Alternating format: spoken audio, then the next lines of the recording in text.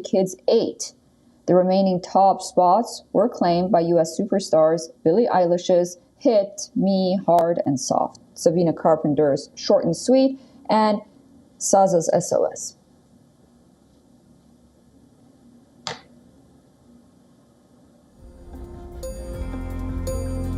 Thank you so much for staying with us and watching WION Live broadcast from New York City. I'm Susan Tehrani signing off for now. More news after the break.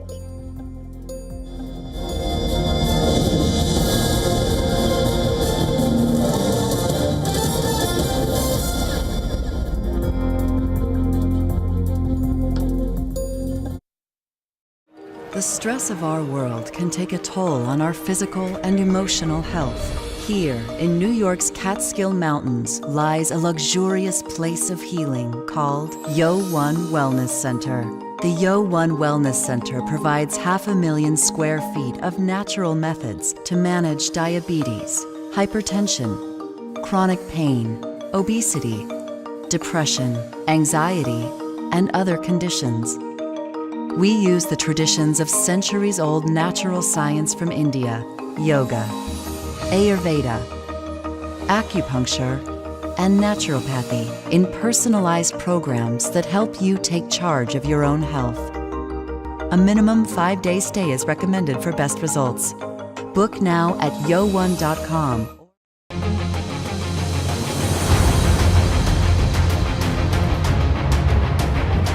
Pakistan's long wait to host a global cricket event is finally over. I assure every cricket fan and supporter that Pakistan is ready for the Champions Trophy. For the first time in almost 3 decades, an ICC event is being held in the country. India's refusal to travel to Pakistan adds an extra edge to the already fierce rivalry. Catch all the drama, action and controversy from both on and off the pitch, only on WION.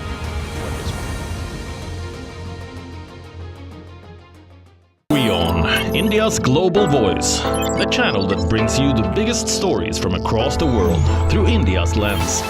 Now available in more than 190 countries worldwide, because we believe that the world is one. Watch us in Africa, Europe, USA and Canada, South America, Asia Pacific, Middle East and North African regions. Also available on these digital platforms across the world. WION, World is One. To bring the benefits of the Subhash Chandra Show to your educational institution, teachers and students, send an invitation to Juhi Jha at juhi@such.org.in.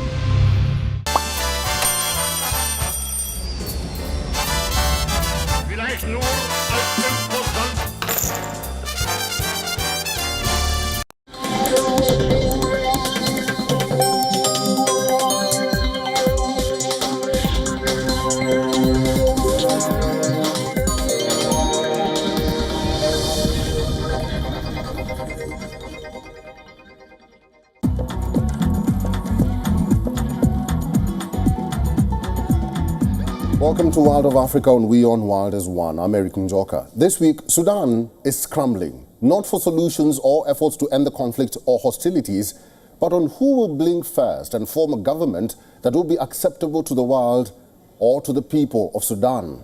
There are plans by the Sudanese army and the Rapid Support Forces to form 2 parallel centers of power. But whose government will it be for, anyway? We'll talk about that shortly. Thank you for joining us.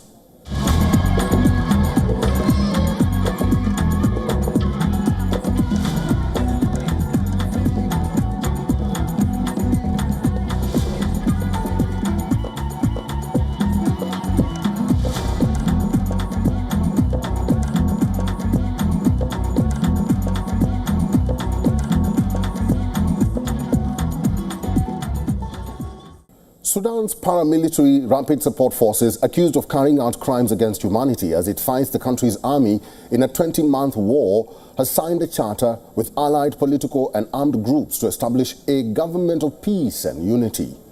The Sudanese army and the paramilitary support forces have been engaged in civil war since mid-April 2023.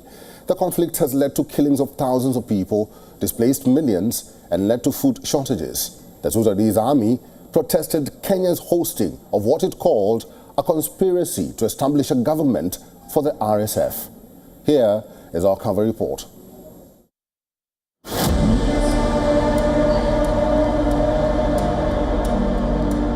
At the stroke of midnight in Kenya's capital Nairobi on the 22nd of February, Sudan's Rapid Support Forces signed a charter with allied political and armed groups to establish a government of peace and unity.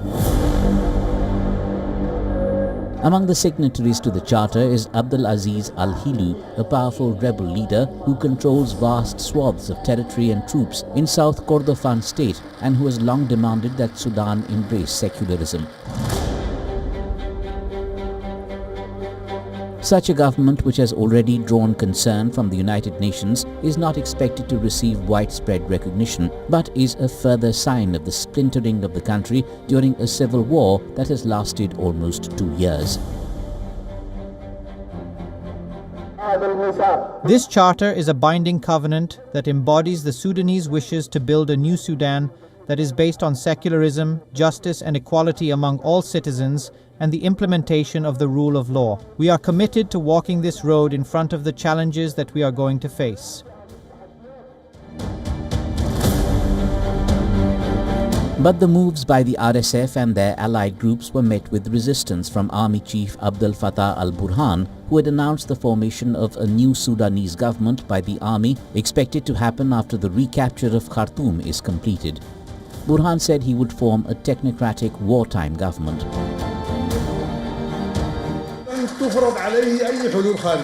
Outside solutions won't be forced on them. I'm sending a message to the African Union and the United Nations. The Sudanese people won't accept imposing any government, and they won't accept having former Sudanese PM Abdallah Hamdok or any other person.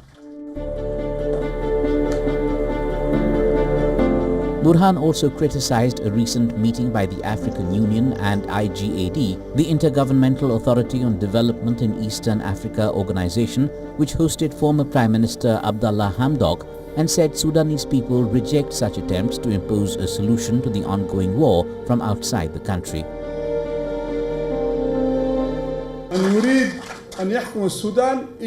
Those who want to rule Sudan should come and fight with the Sudanese people. The preference goes to those fighting now, those who can rule Sudan and protect it. They have the priority. Those traitors of the outside forces and speak in the name of the Sudanese people. They cannot come, and they won't come. They don't dare dreaming of ruling this Sudanese state. We say it clear to them, and we say this to the African Union and the IGAD. Save your efforts and don't exhaust yourselves in pointless issues, ones that won't satisfy the Sudanese people. Sudanese paramilitaries killed more than 200 people in a 3-day assault south of Khartoum, a monitoring group said on Tuesday, as the government said the real toll was more than double that. The Foreign Ministry, loyal to the army in its war with the paramilitary Rapid Support Forces, said 433 people, including infant children, had been killed. The RSF attack on the White Nile state villages of Al-Qadaris and Al-Khelwat, some 90 kilometers south of the capital, sent thousands fleeing their homes. Control over White Nile state, which extends from just south of Khartoum to the South Sudanese border, is currently divided by the warring parties. The army controls the south, including state capital Rabat, as well as 2 major cities and a key military base. The RSF holds the northern parts of the state bordering Khartoum, including the villages where the latest attacks took place. Since the war broke out in April 2023, both the army and the paramilitaries have been accused of war crimes. The RSF, which the United States determined last month had committed genocide, has been accused of carrying out summary executions, ethnic cleansing, and systematic sexual violence. The war has killed tens of thousands, displaced more than 12 million, and created what the International Rescue Committee has called the biggest humanitarian crisis ever recorded. Africa Bureau, WION World is One. Veteran Ugandan opposition politician Kizza has been charged with treason in a civilian court after his controversial case was transferred from a military tribunal. Treason is a capital offense in Uganda, and if found guilty, the 68-year-old could be sentenced to death. He was charged alongside 2 other suspects, but they did not enter a plea on the grounds that the charges against them could only be heard in a higher court. Kizza's health continues to raise concerns. Here is a report from Kampala, Uganda.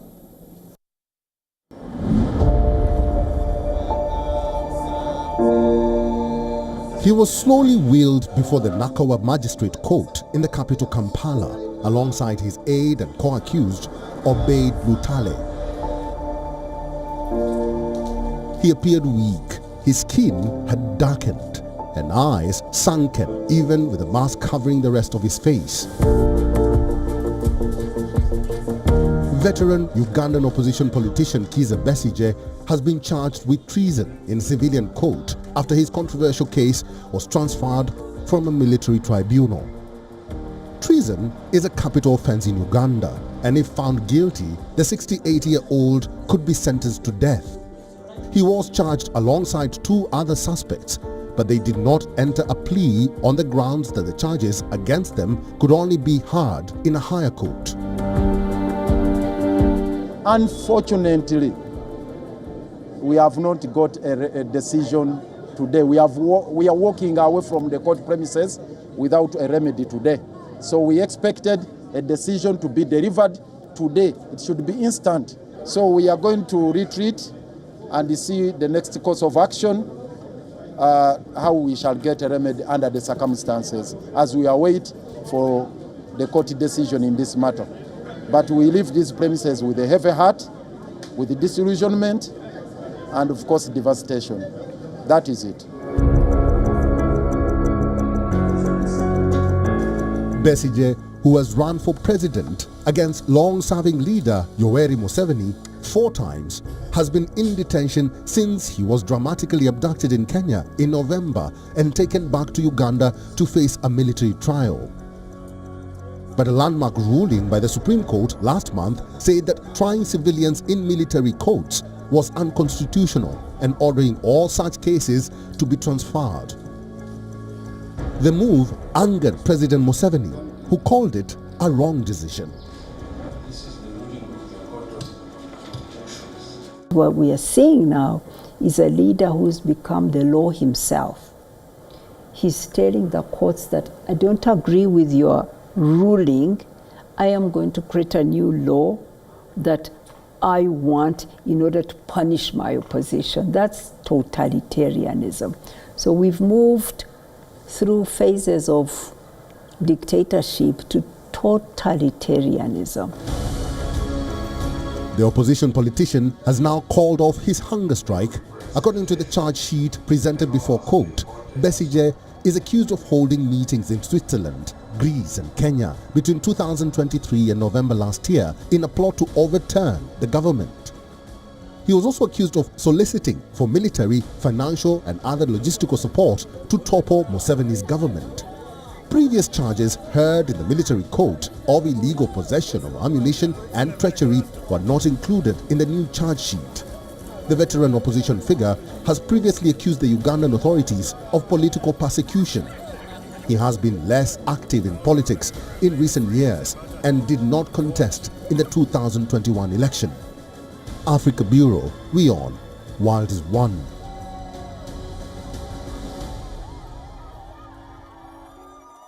Some African governments see migration as a way to address unemployment that can lead to social unrest, such as deadly anti-tax protests that swept Kenya last year. Some richer countries, meanwhile, are coming to see formal labor deals as a better option than large, irregular migrant flows. Here's how Kenya, East Africa's economic hub, is in search of economic boost by sending workers abroad.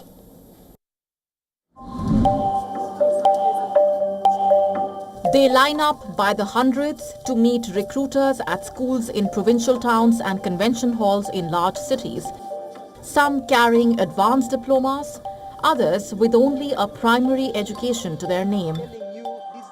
Each is hoping to land one of the million jobs the Kenyan government aims to fill this year in one of its most ambitious ever employment initiatives. The jobs are not in Kenya. They are in rich countries in Europe, the Middle East and elsewhere, where officials hope young Kenyans can gain skills and income that will boost the domestic economy.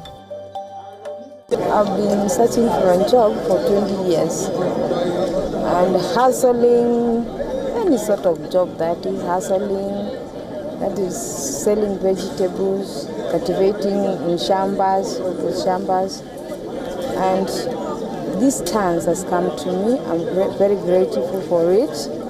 God has given this chance to go to Saudi Arabia. Sending workers abroad has been at the core of development strategies of Asian countries like the Philippines and Bangladesh for decades. But the approach has not been widely embraced in sub-Saharan Africa, where countries like Kenya have been accused by frustrated citizens of shirking their responsibility to create jobs at home. That is starting to change, as fast-aging countries around the world search for workers to keep their economies afloat. Some African nations without enough jobs for their rapidly growing populations are moving to take advantage. We realize that we have a very important resource called the human resource, and we can be able to export our labor and make a lot of money as a result. So it's a resource for us. So it solves two problems for us. One, the high unemployment rate is able to be tackled because we have more people who are getting out of university with degrees, diplomas, engineers, doctors, nurses, journalists than there are available positions to fill. For the government and job seekers alike, the logic of turning to overseas employment is simple. About 1 million Kenyans enter the workforce each year, but only a fifth find formal jobs. Work in targeted countries pays considerably more than in Kenya, and part of the income is remitted to family members at home. Nursing students in Germany, Ian Kiprono and Aisha Musa, would attest to that.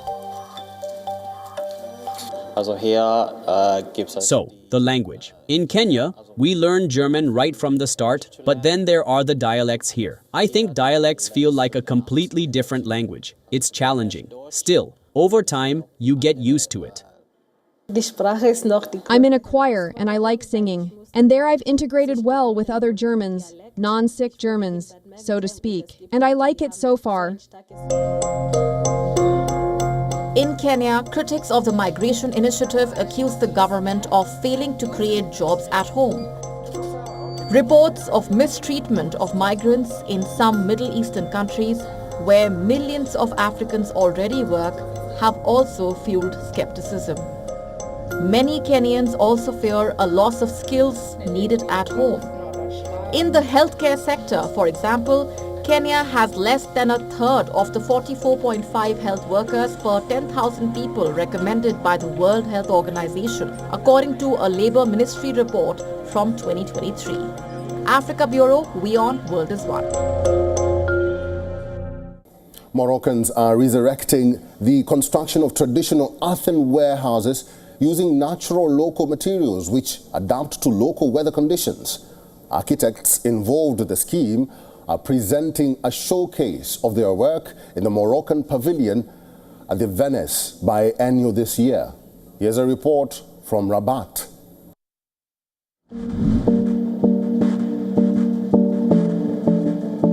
It might look like an outpost, but here in one of Morocco's village, we can see the beginnings of a return to earthen architecture.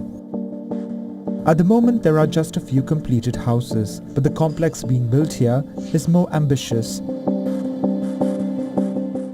Khalil Murad El Khilali is aiming to construct 200 houses, each between 75 and 100 square meters across 7 hectares.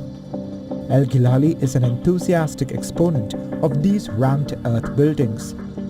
This technology has been deployed to construct some of the famous kasbahs of Morocco. soit une architecture de terre. Whether it is an architecture of earth or stone, it is for me a way of reconnecting with our ancestral traditions, in particular, and then our construction culture, which ultimately makes our identity and which is increasingly denigrated or rejected by the different actors, whether they are professionals or social actors. The basic idea of this type of construction is the use of natural materials such as soil and stone, which are readily available here, reducing the need to shift building materials over long distances. Supporters point out that they have a high thermal mass which slows down the passage of heat through the deep 50-centimeter walls.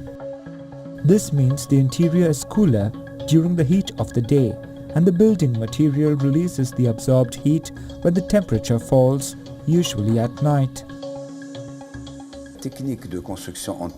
The earth construction technique began to disappear to make way for new materials. The great number pushed towards new materials, but today there is a return to the past because we have a great concern for saving energy and for the comfort of living, and inevitably we reconsider. We take up the characteristics of local materials which are earth or stone in certain regions, and we inevitably come back to it, and it is not only in Morocco, it is a little everywhere. These materials today, of course, are also evolving.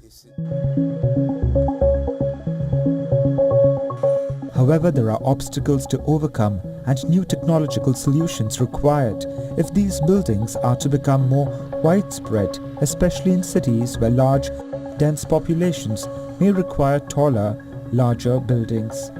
Building construction in many cities across the world is highly regulated for safety and environmental reasons, and city planners and civil engineers have to have confidence in the designs. Hilali is hoping his projects will bolster support for this type of architecture. He believes sharply fluctuating temperatures in mountainous areas will make homes like this more popular. Africa Bureau, WION World is One.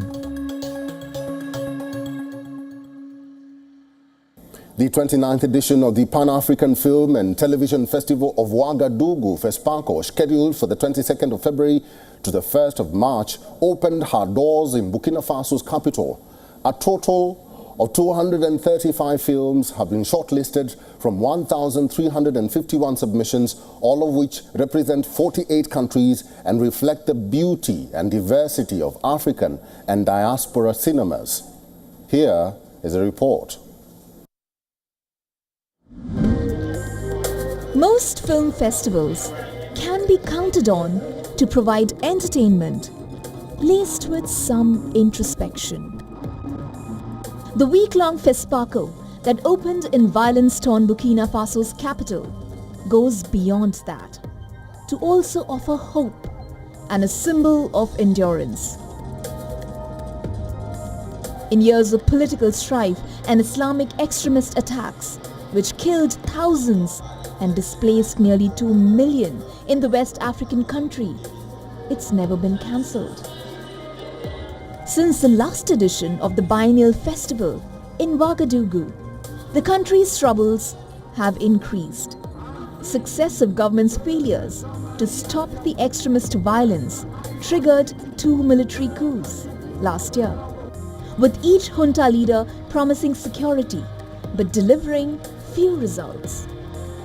Chad was a special guest of honor country at the 29th edition of the festival, and its leader Mama Debi was present alongside military leader Ibrahim Traoré. African cinema, far from being a mere representation of reality, is a means of resistance, proof of resilience, and a strong symbol of emancipation. It is the expression of a unique cultural diversity, a plurality of voices that enrich the global dialogue.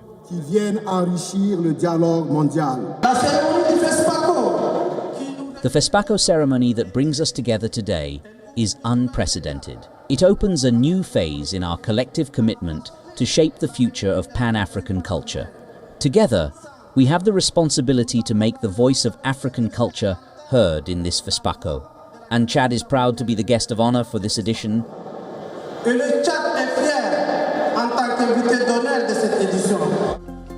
FESPACO opened just days after the passing of Malian filmmaker Souleymane Cissé, a pioneer of African cinema with a career spanning 50 years, who died aged 84. Cissé was the first black African filmmaker to win a feature film prize at Cannes.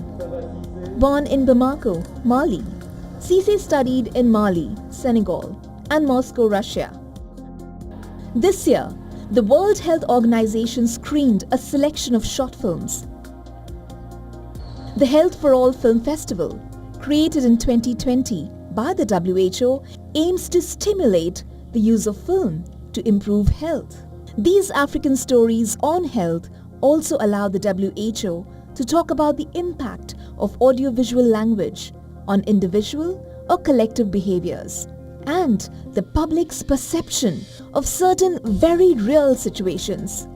Many hope FESPACO will help boost domestic unity and strengthen ties with other countries at a time when anti-French sentiment is on the rise in Burkina Faso. The EU is the event's largest funder after the Burkina government. Africa Bureau, WION World is One. And that's all the buzz in Africa this week. Talk to us on the socials. Your story matters to us. Help us tell it to the world. Thank you for watching World of Africa on WION World is One. And until next time, I'm Eric Njoka. Goodbye for now.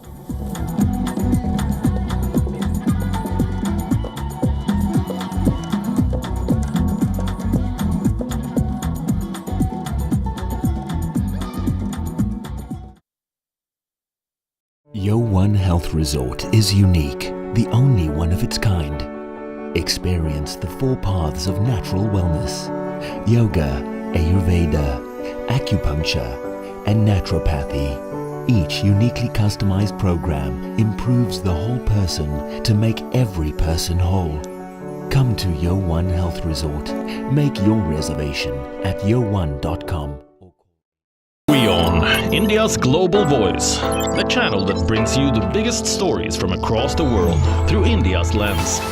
Now available in more than 190 countries worldwide, because we believe that the world is one. Watch us in Africa, Europe, USA and Canada, South America, Asia Pacific, Middle East and North African regions. Also available on these digital platforms across the world. WION, World is One. From the bustling trading floors of Wall Street to the vibrant exchanges of Asian stock markets, WION breaks it down for you to make sense of what's happening, as we reveal the key factors behind events, strategic battles, and the game-changing business decisions that shape the world. We bring you all of this and more on World Business Watch.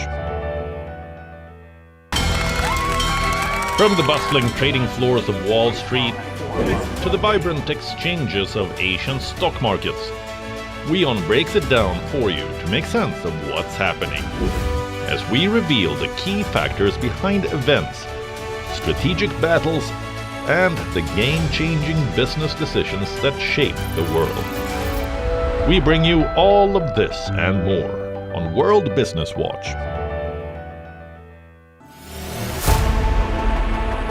Know more, understand better, think ahead. Hello and a very warm welcome. You are watching Gravitas with me, Molly Gambhir.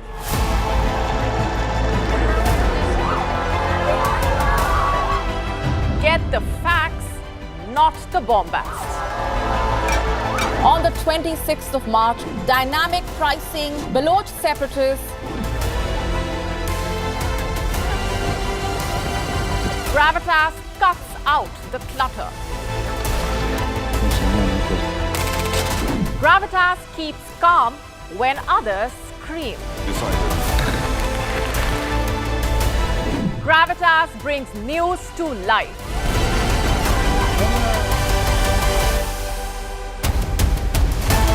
Weekdays, 9 p.m. IST, 3:30 p.m. GMT.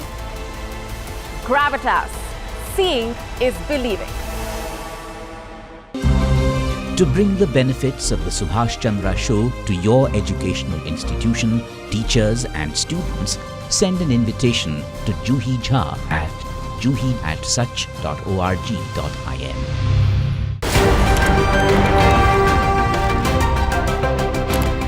Ready to dive into your daily dose of news?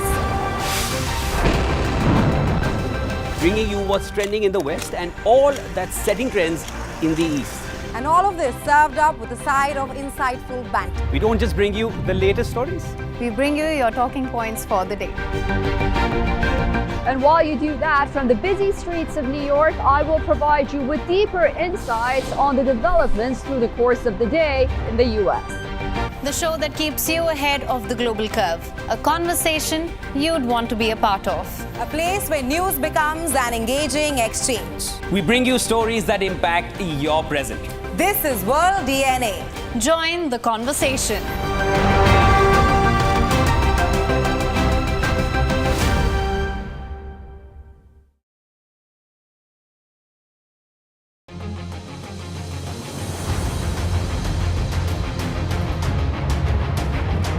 Pakistan's long wait to host a global cricket event is finally over.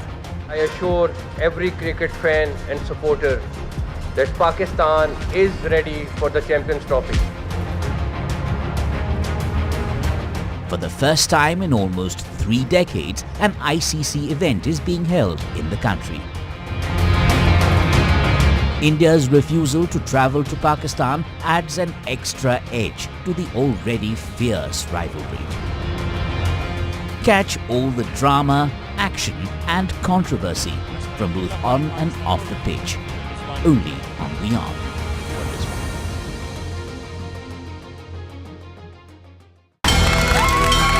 From the bustling trading floors of Wall Street to the vibrant exchanges of Asian stock markets, WION breaks it down for you to make sense of what's happening, as we reveal the key factors behind events, strategic battles, and the game-changing business decisions that shape the world. We bring you all of this and more on World Business Watch.